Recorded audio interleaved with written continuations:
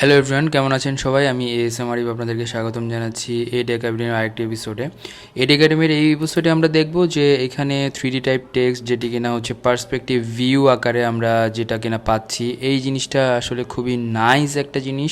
এই জিনিসের মাধ্যমে আপনি ইজিলি আপনার টেক্সটগুলোকে আরও ইন্টারেস্টিং করতে পারেন। সো চলুন শুরু করি। আপনি যদি চ্যানেলে নতুন হন অবশ্যই চ্যানেলটি সাবস্ক্রাইব করে বেল আইকনটা প্রেস করতে ভুলবেন না।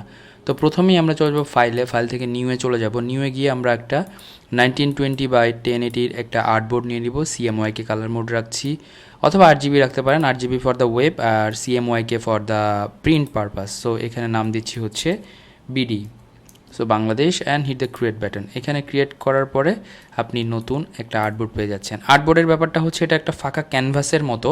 এখানে আপনি যা খুশি তাই ডিজাইন করতে পারেন। That means the blank canvas you can draw or design anything.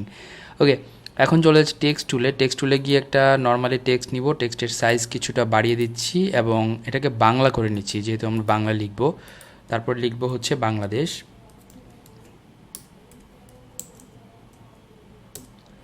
So Bangladesh লিখে ফেললাম। এখন আমরা ফন্ট চুজ করব। ফন্টের বড় কালেকশন হচ্ছে অক্ষর 52-তে।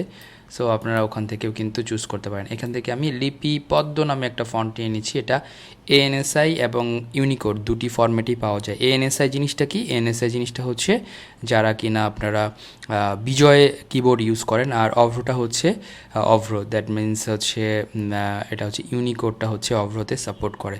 তো যাই হোক, এখন যে কাজটা করব সেটা হচ্ছে আমরা ট্রান্সফর্মে চলে যাব। ট্রান্সফর্মটা কোথায় থাকে? উইন্ডো থেকে ট্রান্সফর্ম। সো এখান থেকে অথবা F8 প্রেস করলে কিন্তু আপনি ট্রান্সফর্ম অপশনটা পেয়ে যাবেন। এখানে গেলাম, যার পরে দেখবেন এখানে এটার সাইজ আমরা কী করবো, হাইটে কিছুটা কমিয়ে দিব। সো এটা দেখতে একটু খারাপ লাগলেও আসলে এই জিনিসটা কাজের, বিকজ অফ যখন আমি এটাকে পার্সপেক্টিভে 30°তে করব তখন এটা কাজের। তো এরপরে আমরা যেটা করব এটা হচ্ছে আমরা -30°তে দিলাম এবং এই যে ডিগ্রি যেটা আছে সেটা হচ্ছে +30°তে রোটেট করে দিলাম। দেন এরকম হয়ে গেল। এখন আমাদের কাজ হচ্ছে এটাকে 3D শেপ দেওয়া। তো এটাকে আমি যেটা করব সেটা হচ্ছে প্রথমে আমরা কি করব, এটাকে আরেকটা কপি করব। Ctrl+C Ctrl+F। সো দুটা কপি হয়ে গিয়েছে। আমি দুই রকম কালার দিই, তাহলে আপনাদের বুঝতে সুবিধা হবে যে কোনটা কোন কালার। আমি একটা অ্যাশ কালার দিচ্ছি। অ্যাশ কালারটা হচ্ছে আমার উপরের। সো এটাকে উপরের লেয়ারে নিয়ে আসবো। উপরের লেয়ারে আনবো কীভাবে? থার্ড ব্র্যাকেট কন্ট্রোল কমান্ড মানে শিফট আর কমান্ড প্রেস করে অথবা শিফট কন্ট্রোল প্রেস করে থার্ড ব্র্যাকেট অথবা রাইট সাইডের যে থার্ড ব্র্যাকেট আছে এটা প্রেস করা। ওকে, এরপরে যে কাজটা করব সেটা হচ্ছে এখানে দেখবেন যে আপনার ব্লেন্ড টুল আছে। ব্লেন্ড টুলটা ক্লিক করে নিচে একবার এবং উপরে একবার ক্লিক করব। এখন ব্লেন্ড টুলে ক্লিক করার পরে আমার এখানে অনেকগুলো স্পেস বা স্টেপসগুলো দিতে হবে। স্টেপসগুলো ধরুন যে আমি 100 বা 200-এর মতো দিব। ওকে করে দেবো। এখন আমি নর্মালি মুভ টুলে চলে যাচ্ছি। এখন যেটা হচ্ছে এটাকে সরিয়ে ঠিক করবেন। কিভাবে? উপরে একটা ডাবল ক্লিক করে এটা সরবে এবং এটাকে সরিয়ে একটু ঠিক করে নেব আমরা। ওকে, এখন উপরেরটা চাইলে আপনি কালার চেঞ্জ করতে পারেন। উপরের যে টেক্সটটা আছে এটাকে যেমন আমরা ফুল হোয়াইট করে দিতে পারি। ওকে, এবং যেটা করব সেটা হচ্ছে আমরা একটা ব্যাকগ্রাউন্ডে একটু ডার্ক কালার নিয়ে নিব। এটা নিলে আমাদের জন্য ইজি হবে। সো এটা ডার্ক কালারটা দিয়ে দিচ্ছি হচ্ছে এরকম, এবং এটা সবার পেছনের লেয়ারে পাঠিয়ে দেব।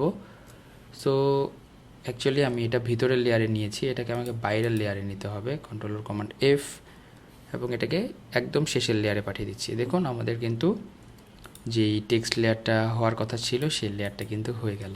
ইজিলি আপনি কিন্তু 3D টাইপের টেক্সট তৈরি করতে পারেন। এখন আপনি চাইলে নিচের যেই টেক্সটটা আছে সেই টেক্সটটার কালারটা আরেকটু ডার্ক করে দিতে পারেন এরকম। সো এরকম হতে পারে। অ্যাকচুয়ালি আমি উপরেরটা করে ফেলছি। সো উপরেরটা সাদাই থাকবে এবং নিচের যেটা থাকবে, নিচের অ্যাকচুয়ালি আমি যদি ধরি এখানে দুটো টেক্সট, এই যে এটা। সো এটাকে আমি একটু ডার্কটা কমিয়ে দিয়ে এরকম রাখবো। সো দেখতে পাচ্ছেন মনে হচ্ছে যে এটা একটা সারফেসের উপর হচ্ছে যে স্ট্যান্ড করে আছে। তো খুব ইজিভাবে আপনি যে কোনো টেক্সটকে আপনি 3Dতে কনভার্ট করতে পারেন। এই ছিল আজকের টিউটোরিয়াল।